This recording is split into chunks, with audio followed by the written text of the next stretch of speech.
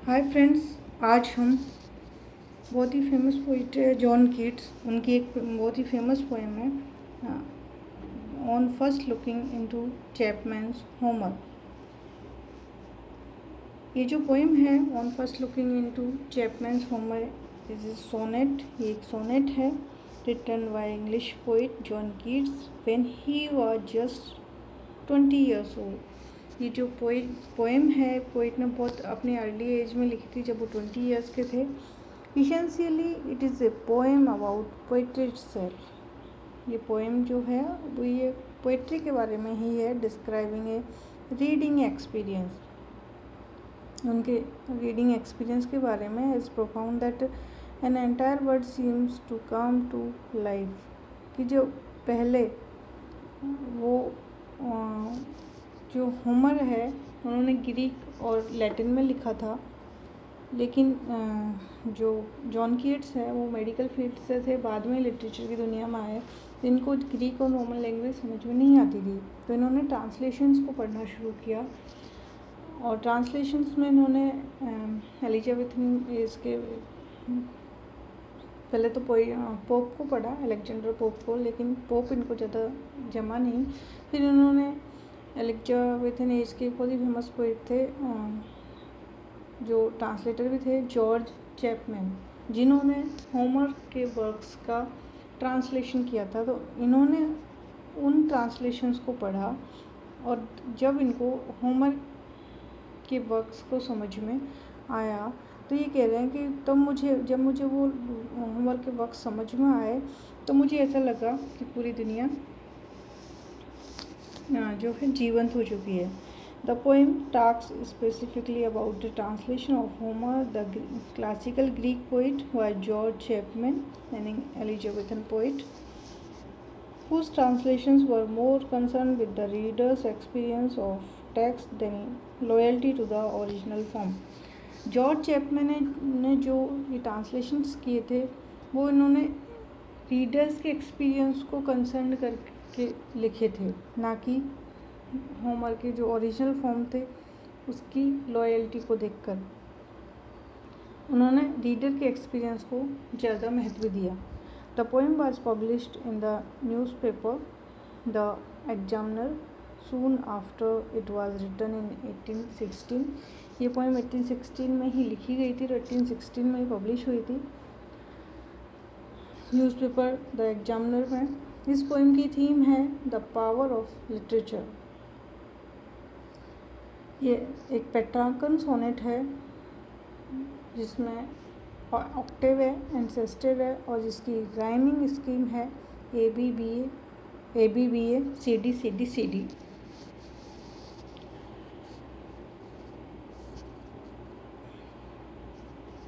The poem is brilliant testimony of the effect of poetry on Keats.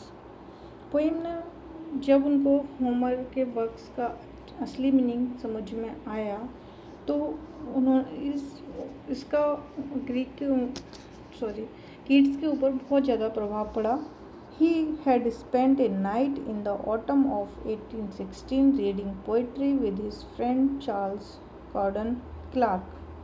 उन्होंने एक night autumn season में 1816 में ये पोइट्री पढ़ी अपने एक फ्रेंड चार्ल्स गॉर्डन क्लार्क के साथ, who introduced him to some of his best passage in George Chapman's translation of Homer.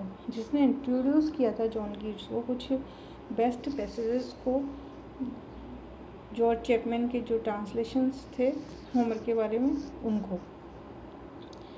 Keats was delighted with the vigorous language of the Elizabethan. Keats जब उनको पढ़ा translations को तो वो बहुत ज़्यादा खुश हो गए उस लैंग्वेज को, क्योंकि वो लैंग्वेज उनको समझ में आती थी। To him Chapman spoke out loud and bold. जो चैपमैन बोलते हैं लाउड और बोल्ड, क्लियर बोलते हैं, वो उनको अच्छे से समझ में आया। तब जाकर के उनको होमर के वर्क्स का असली मीनिंग समझ में आया।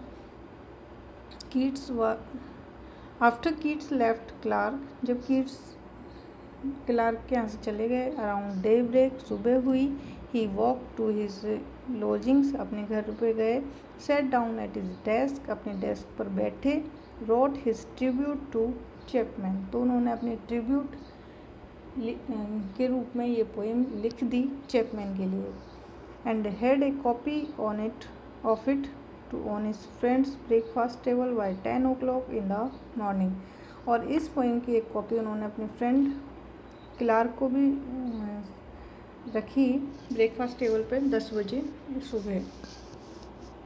मतलब पोइट जो है चैपमैन के वर्क ट्रांसलेशन से इतने खुश हुए कि उन्होंने उसी टाइम एक पोएम लिख डाली। The poem seems to have been composed in white heat of excitement. ये पोएम जो है कंपोज हुई थी एक एक्साइटमेंट में। In a flash of inspiration में Keats made very few changes in it, लेकिन बाद में कीट्स ने इसमें बहुत कम चेंजेस किए थे। But the changes he made show that he realizes that inspiration is not enough. It must be followed by critical judgment. Keats' changes in the poem are all improvement. Keats ने जो भी changes किए गए थे वो सभी improvement में अच्छे थे। तो ये जो poem है वो एक dedicated है जॉर्ज चैपमैन को कीट्स की तरफ से। चलिए poem start करते हैं। Much have I travelled in the realms of gold. मैंने बहुत जगह यात्रा की है, ऐसे ऐसे राज्यों में यात्रा की है जहाँ खूब मतलब बहुत सारा सोना था, खजाने थे। And many godly states and kingdom seen, मैंने बहुत संपन्न राज्यों को देखा, किंगडम्स को देखा। Round many western island have I been, और मैं वेस्टर्न की तरफ भी गया। वेस्टर्न में जो आइलैंड थे वहाँ पर सेल करके गया, समुद्र के रास्ते से गया। Which bards in fealty to Apollo hold, bards means poets, fealty means होता है जो है लॉयल, जहाँ पर पोइट जो है लॉयल थे। अपोलो ग्रीक गॉड है उनके। Of one wide expanse had I been told that deep browed Homer ruled as his demesne. और एक वाइड मैं बहुत सारी जगहों पर गया जहाँ पर मुझे बताया गया और मैंने उस इमेजिनेटिव वर्ड को सुना जिसकी मैंने बहुत ज़्यादा तारीफ़ सुनी थी। कौन सा imaginative word? That deep browed Homer के बारे में, जो रूल्ड एज हिज डिमेंस, जो जहाँ पर होमर रूल किया करते थे, उस इमेजिनेटिव वर्ड को मैंने देखा सुना। Yet did I never breathe its pure serene, मैंने उसकी पवित्र खुशबू में कभी सांस नहीं लिया था, कभी मैंने उसके बारे में, मेरे लिए वो दुनिया सच्ची नहीं थी। मतलब पहले मुझे ग्रीक और रोमन लैंग्वेज नहीं आती थी तो मैं होमर से बिल्कुल अनजान था, लेकिन जब मैंने जॉर्ज चैपमैन के इन ट्रांसलेशंस को पढ़ा तो मुझे वो दुनिया अच्छे से समझ में आने लगी। Till I heard Chapman speak out loud and bold, जब तक मैंने नहीं सुना चैपमैन को बहुत ही क्लियर और लाउड में बोलते हुए। मीन्स जब तक मैंने इस ट्रांसलेशंस को डीपली नहीं पढ़ा तब तक मुझे होमर की दुनिया, होमर का इमेजिनेटिव वर्ड बिल्कुल अनजान था, लेकिन जब मैंने इनको पढ़ लिया तो मुझे होमर अच्छे से समझ में आने लगा, वो लैंग्वेज अच्छे से समझ में आने लगी। Then felt I like some watcher of the skies, और जब मुझे वो दुनिया अच्छे से समझ में आने लगी, देन फेल्ट आई, तो मुझे महसूस हुआ, like some watcher of the sky, कि मैं एक एस्ट्रोनॉमर हूँ। वॉचर ऑफ द स्काईज, जो हमेशा स्काई में देखता रहता है, नए नए चीज़ें ढूंढता रहता है। When a new planet swims into his side। और जब मैंने महसूस किया तो मैंने उसको समझा होमर को, तो मुझे ऐसा लगा कि एक नया प्लेनेट जो है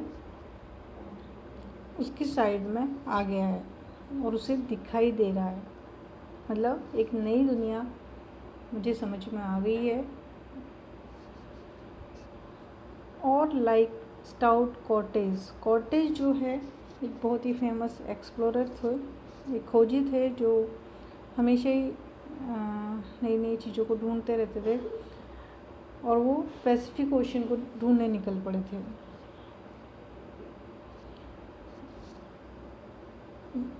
और लाइक स्टाउट कॉर्टेज की तरह when with eagle eyes he stared at the Pacific. तो जब उन्होंने पैसिफिक ओशन को देखा होगा कॉर्टेज ने, तो वो कितने खुश हुए होंगे। उसने अपनी आँखों से पैसिफिक ओशन को देखा था जिसको ढूंढने निकले थे। And all his man looked at each other with a wild सरमाइज। और उसके जो साथ वाले थे, जो सेलर थे साथ के, वो भी एक दूसरे को चकित होकर के, एक्साइटेड होकर के देखने लगे थे कि आज उनका जो गोल है वो पूरा हो गया। पैसिफिक ओशन को उन्होंने ढूंढ लिया है। Silent upon a peak in Darien. और वो सब लोग चुपचाप खड़े होकर के अपॉन ए पीक, एक पहाड़ की चोटी पर खड़े होकर के पैसिफिक ओशन को देख रहे थे, बिल्कुल चुपचाप, जो कि डेरियन नामक जगह पर थी। तो पोइट जो है वो ये कहना चाह रहा है कि जब मुझे होमर के वर्क्स को समझ में आया तो मुझे भी ऐसा लगा कि मैंने भी एक नई दुनिया को देख लिया है। और मैं एक्साइट हो करके बहुत उन वर्क्स को पढ़ करके, ट्रांसलेशंस को पढ़ करके बहुत ज़्यादा एक्साइटेड हो गया था। और फिर मैंने उसी एक्साइटमेंट में, उसी इंस्पिरेशन में ये पोएम लिखी, जो कि उन्होंने डेडिकेट की थी जॉर्ज चैपमैन को। तो आई होप आपको ये पोएम अच्छे से समझ में आई होगी। Thank you so much. अगर आपको पोएम अच्छे से समझ में आई है तो प्लीज़ मेरे चैनल को सब्सक्राइब करें। Thank you.